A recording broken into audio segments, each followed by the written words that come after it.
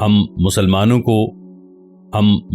को इस शख्स के बारे में बताया गया है जिसे दज्जाल कहा गया है, जिसे हमारे नबी मोहम्मद सल्लल्लाहु अलैहि वसल्लम ने दुनिया के किसी भी मजहब से ज़्यादा, आप जानते हैं इस दुनिया में आने वाले हर नबी, हज़रत ईसा अलैहिस्सलाम, हज़रत मूसा अलैहिस्सलाम, हज़रत इब्राहीम अलैहिस्सलाम, तमाम अंबिया अलैहिस्सलाम ने दज्जाल के बारे में कोई ना कोई बात की है। लेकिन हमारे नबी हज़रत मोहम्मद सल्लल्लाहु अलैहि वसल्लम ने दज्जाल के बारे में, आखिरी नबी ने दज्जाल के बारे में किसी भी दूसरे नबी से ज्यादा तफसील से बात की है, क्योंकि वो आखिरी रसूल हैं और आपके बाद कोई दूसरा रसूल या नबी नहीं है। और आप सल्लल्लाहु अलैहि वसल्लम ने इसके बारे में इतनी तफसील से बात की क्योंकि इसके उठने के बाद और जमीन पर चलने और जो वो करने जा रहा है वो सब करने का वक्त बहुत करीब है। ये कहकर शुरू करते हैं कि दज्जाल का मतलब क्या है। लफ्ज दज्जाल क्या है? अंग्रेजी में DAJJAL, मुझे लगता है इसी तरह ये ऑन होगा, ये नेटफ्लिक्स या कुछ भी होगा। दज्जाल एक अरबी लफ्ज है जिसका मतलब है, आप जानते हैं झूठ बोलने वाला कैसा होता है, कोई ऐसा शख्स जो झूठ बोलता है, ठीक है। और यहाँ पे एक झूठ से भी बदतर चीज है।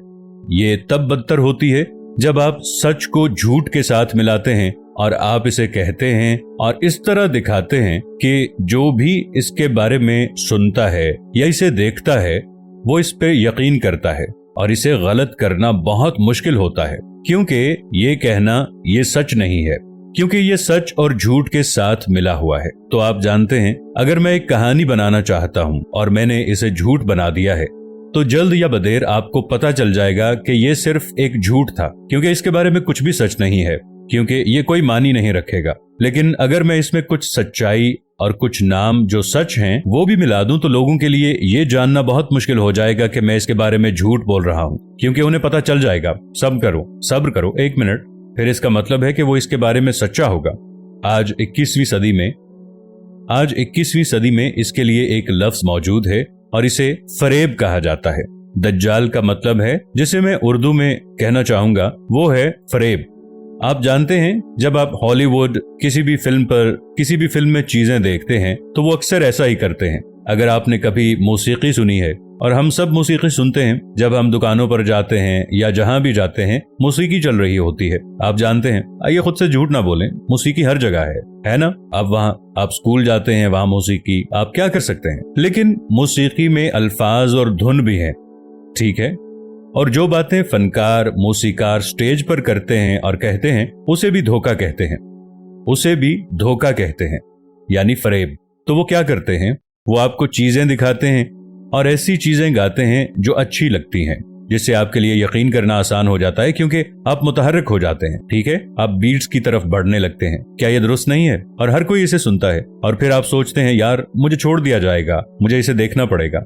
और आपको लगता है कि ये अच्छा है, और ये अच्छा लगता है। आप जानते हैं क्योंकि ये शैतान की आवाज है, इसलिए ये अच्छी लगती है, ये वाकई आपको मुतहर्रिक करती है। और वहां क्या होता है कि वो आपको इन चीजों पर यकीन दिलाने का मौका देता है जिस पर आपको यकीन नहीं करना चाहिए। मैं जानता हूं हम मस्जिद में बैठे हैं, मुझे ये मिसालें देना पसंद नहीं है, लेकिन मैं बहुत से नौजवानों को देखता हूं और मैं सोचता हूं वो ये है कि हमें इन चीजों के बारे में बात नहीं छुपानी चाहिए जो अब नौजवान देखते और सुनते हैं।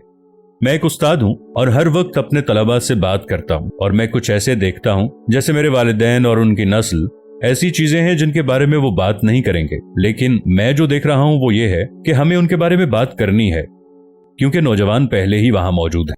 आप लोग पहले से ही ऐसी चीजें देख रहे हैं जो हम सोचते हैं मेरे बच्चे इसे नहीं देखते और वो इसे सुनते नहीं, बेहतर है कि मैं इसके बारे में बात ना करूं, इसे ममनू कहते हैं। नहीं, मुझे लगता है कि हमें इसके बारे में बात करनी है, हमें इसको हल करना है। और मैं उन लोगों में से नहीं हूं जो इससे छुपने वाले हूं। मैं हमेशा बात करता हूं और मैं इसके साथ दो टोक हूं, क्योंकि मुझे यकीन है यही हमारी जरूरत है। और मैंने बहुत से ऐसे भाइयों को देखा है जिनके बच्चे हैं, वो अपने बच्चों से उन चीजों के बारे में बात नहीं करते जिनके बारे में उन्हें बात करनी चाहिए, कि इस दुनिया में क्या हो रहा है। अगले ही लम्हे जब उनके बच्चे जाते हैं वो गुम हो जाते हैं। उनके वालिदैन मेरे पास आते हैं, कहते हैं मेरा इकरम मेरे बच्चों की मदद करें। मैं कहता हूं अच्छा, हमें इस बारे में पहले बात करनी चाहिए थी। मैं मौसीकारों के नाम नहीं बताऊंगा, लेकिन मिसाल के तौर पर ये मौसीकार था और उसके पसंद बहुत ज्यादा थी। वो स्टेज पर खड़ी हुई और फिर उसने क्या किया, उसने एक और मौसीकार को बोसा दिया। वो एक औरत है और स्टेज पर एक और औरत को चूम रही है। और ये सिर्फ चंद साल पहले की बात है और हर कोई जानता है। क्या ये नागवार है? ऐसा नहीं किया जाना चाहिए। लेकिन उसने जो कहा वो कुछ ऐसे था, हम मौसीकार, हमें एक किरदार अदा करना है, मैं बीमार और थकी हुई हूँ। उसने कहा, मैं चाहती हूँ आप गौर से सुने, मैं बीमार हूँ और थक गई हूँ लोगों के उसूल जवाबित, उसूलों की पैरवी करते हुए, और मैं चाहती हूँ, ठीक है, और मैं चाहती हूँ कि लोग इन कवायद जवाबित से हटकर जो करना चाहते हैं वो करें। तो मैं औरत के साथ औरत के इस ताल्लुक को फरोग देने जा रही हूँ, ठीक है। और वक्त गुजरने के साथ साथ ये मामूल बन गया। क्या ये दुरुस्त नहीं? नॉर्मल। अब बहुत सी चीजें हैं कि आप 15 साल पहले गए तो बहुत गैर मामूली थी। क्या मैं ठीक हूँ? अब वो नॉर्मल है। मैंने आपको बताया कि मैं एक उस्ताद हूँ। अब तालिबात, मुसलमान वो हिजाब पहनती है, भाई जाकर नमाज पढ़ता है, सब कुछ, लेकिन उनके बॉयफ्रेंड और गर्लफ्रेंड हैं और वो सोचते हैं कि इसमें बड़ी बात क्या है, आम बात है। क्या आप ऐसे दोस्तों को जानते हैं? बॉयफ्रेंड, गर्लफ्रेंड, वो कहते हैं ये आम बात है। मुझे मेरा छोटा भाई मिल गया, जब मैं उसे उठाता था, जब बहुत अरसा हुआ, मैं 20-25 साल पहले की बात कर रहा हूँ, मैं उसे किंडरगार्टन से उठाता था। आपके यहाँ किंडरगार्टन है? ये वो स्कूल है जहाँ आप प्रेप पर जाने से पहले जाते हैं। आपके यहाँ प्रेप है? यहाँ यूके में किंडरगार्टन, नर्सरी, ठीक है, नर्सरी। अच्छा, तो वो सिर्फ 4 साल का था, वो नर्सरी जाया करता था और मैं उसे अपनी मोटरसाइकिल पर लेकर जाया करता था। वो जो डिक्की थी उस पर डाल देता था। आपके यहाँ लफ्ज है डिक्की? मैं ऑस्ट्रेलिया से हूँ तो लोग मुझे दुरुस्त करें, मैं कहने की कोशिश कर रहा हूँ। तो मैं उसे बाइक पर बिठाकर घर ले जाता था। तो एक दिन मैंने उसे उठाया, वो सिर्फ 4 साल का है, और उसने मुझसे कहा, ठहरो ठहरो ठहरो, किधर जा रहे हो? तुम किधर जा रहे हो? कहता है, मैं जेसिका को तलाश कर रहा हूँ। लेकिन जेसिका कौन है? वो जाता है और जेसिका को ले जाता है। वो उसके पास आती है और उसे गले लगाता है और उसे उठाकर ले जाता है। उसने उसके दाएं होंठ पर बोसा दिया। मैंने उसके सर पर तमाचा मारा और कहा, तुम्हें क्या हुआ? तुम ऐसे लड़की को चूमने मत जाओ।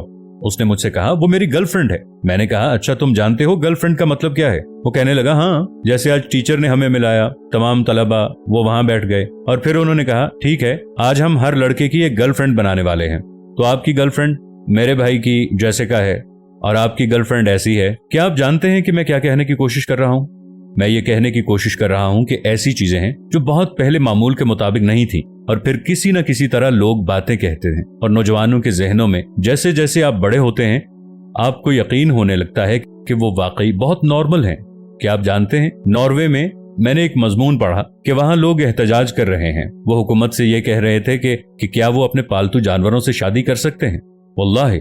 और अमेरिका में टेक्सास और दीगर जगहों पर दूसरे लोग हैं, वो बच्चों के साथ पेडोफिलिया नामी किसी चीज को कानूनी हैसियत देने के लिए कह रहे हैं।